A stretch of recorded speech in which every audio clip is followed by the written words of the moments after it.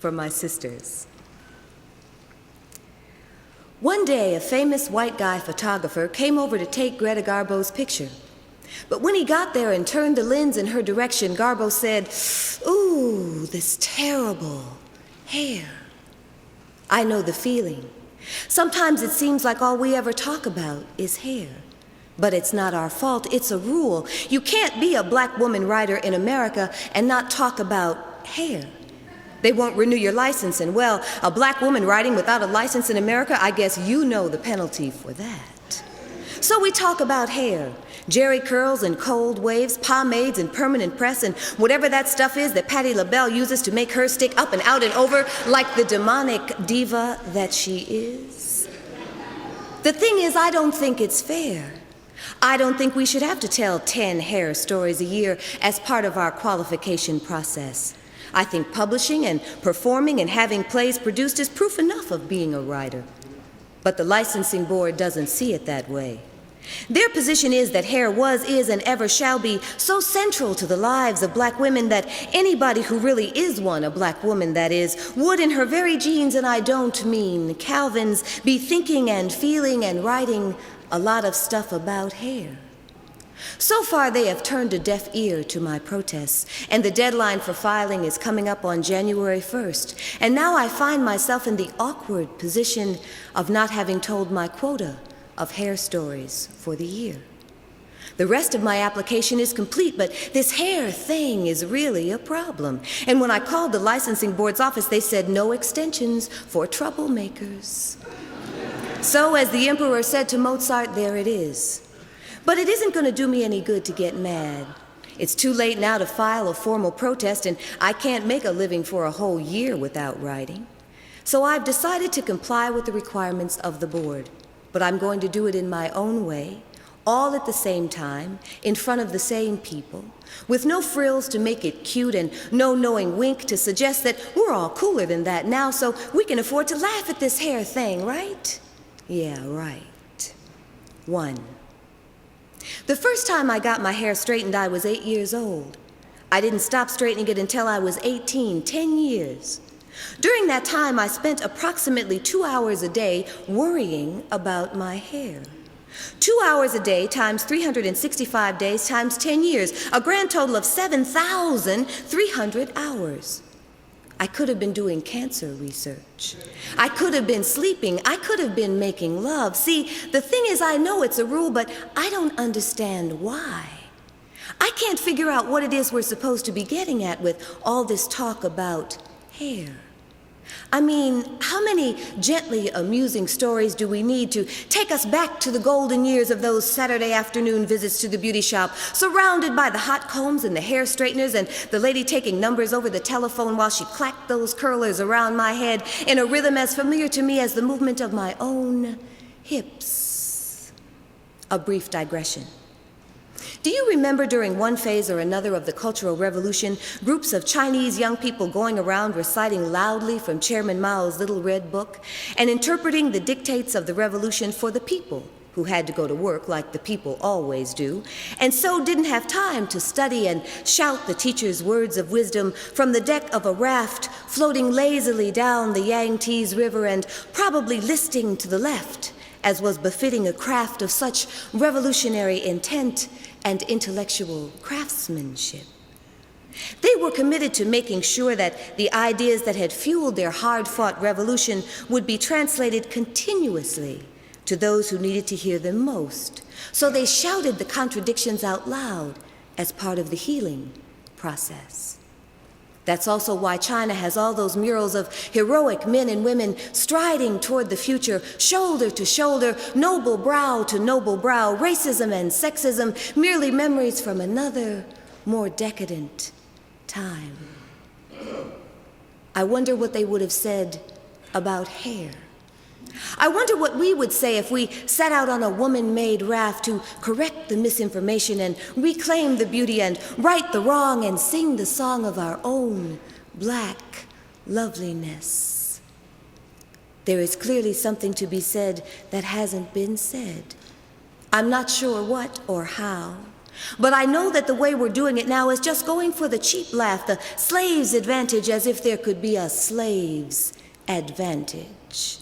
It excuses us for communicating the intricate, infinite complexities of our lives in the sloppy shorthand that leads down the road to Murray's and Dixie Peach and Johnson's pressing oil and worrying about, too, whether or not you should slow dance with a boy who sets your soul on fire because it's July in Detroit and it might mess up your hair on the cheek-to-cheek side so badly that you would be self-conscious and unable to relax for the rest of the night. I like it better now. I can slow dance as long as I want, and my hair doesn't reveal a thing. I could, for example, have spent this very afternoon slow dancing my ass off, and you would never know it if I didn't tell you, and I will never tell you. That's not my style. But that's also neither here nor there. Discourse about afternoon slow dancing and the possibilities of grown-up, non-monogamous love and the raising of sane and thoughtful and affectionate children and the methods necessary to take over the world and still remain human beings is not allowed because whenever we get together, we're supposed to bolt the door and dim the lights and look at each other and say, "Ooh, this terrible hair." And who decided that anyway? I don't remember being asked whether or not it's really funny to 3. Remember how the hot grease felt when your mother wasn't paying attention and it dripped from the red-hot comb down onto your neck before you could catch it with the towel your mother had lying nearby to test the heat of the comb every time she drew it out of the flame of the kitchen stove because that's where we did hair, in the kitchen. And there would be something cooking, and at Mrs. McMahon's, who did our hair all through junior high school, it was usually red beans and rice, and men friends who always brought 6 packs of beer, and whose laughter made my mother nervous when she came to pick us up, since Mrs. McMahon was always doing somebody's hair, and cracking that gum and smoking those cigarettes with the red lipstick on the filter tip end, and rolling her eyes and telling the jokes that made the men laugh like that in the first place, all at the same time. See, what I'm getting at is this. If we still have to tell these 10-a-year hair stories to satisfy our license requirements, let's at least tell them different. Let's tell them from another point of view, so we'll stop thinking they are simply harmless female bonding lessons and see them for the self-hate horror stories that they really are. 4. My earliest hair memory is being saddened by the realization that while I had my father's hair, my mother had wavy chestnut hair like Jo, the middle sister, had in Little Women, before she cut it off to sell because Marmee needed the money.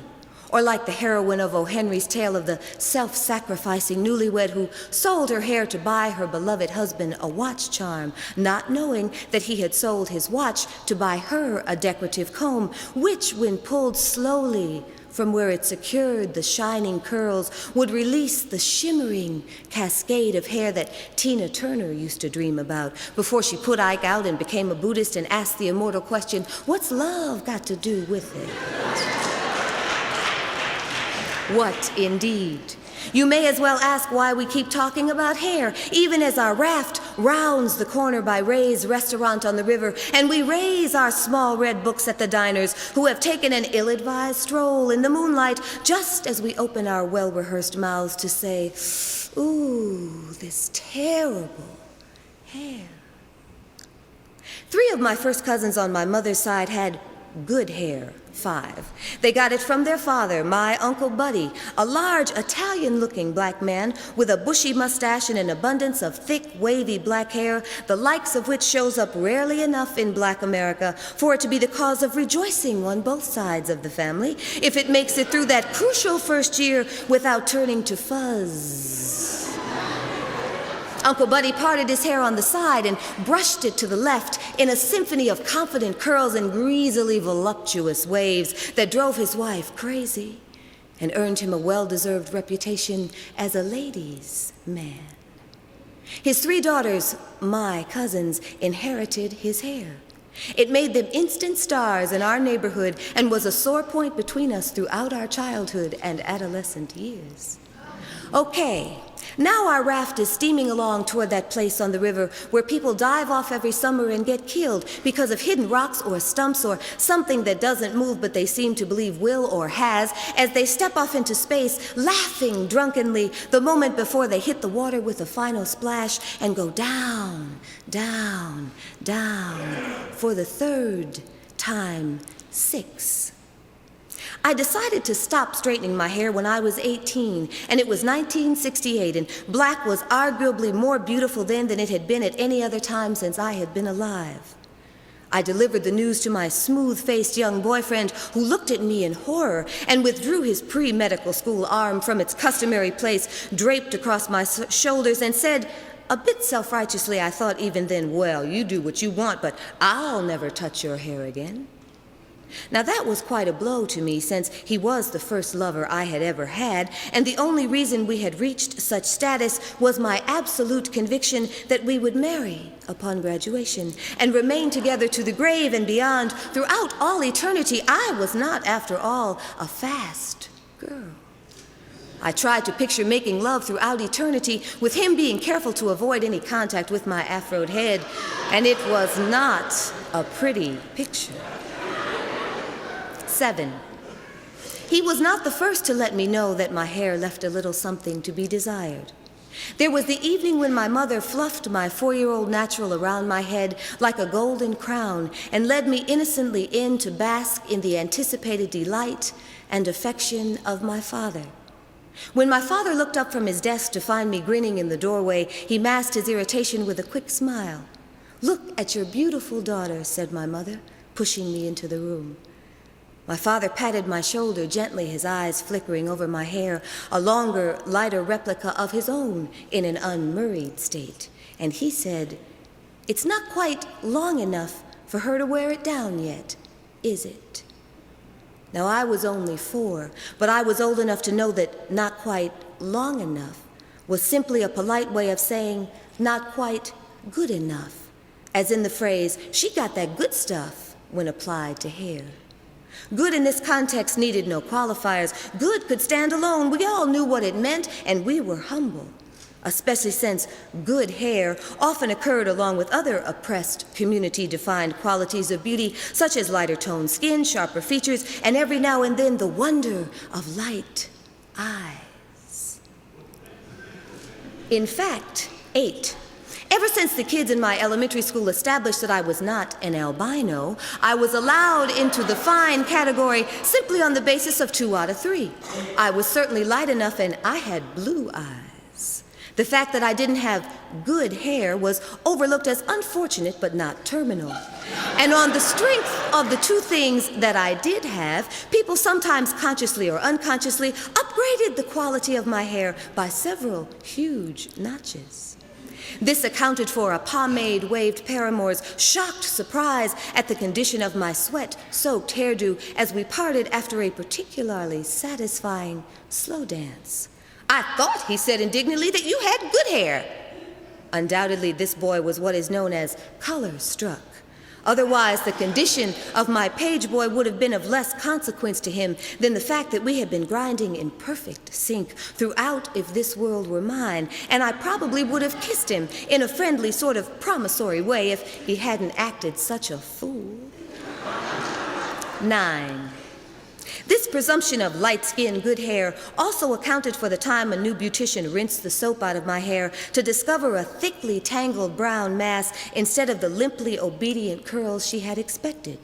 "She's too light to be growing some shit like this," she hissed to her friend behind the next chair, rolling her eyes in my direction as if I had willed my roots to crinkle just to fuck up her Friday.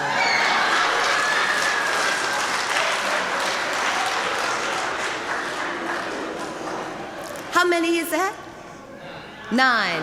Okay, thank you. Last one.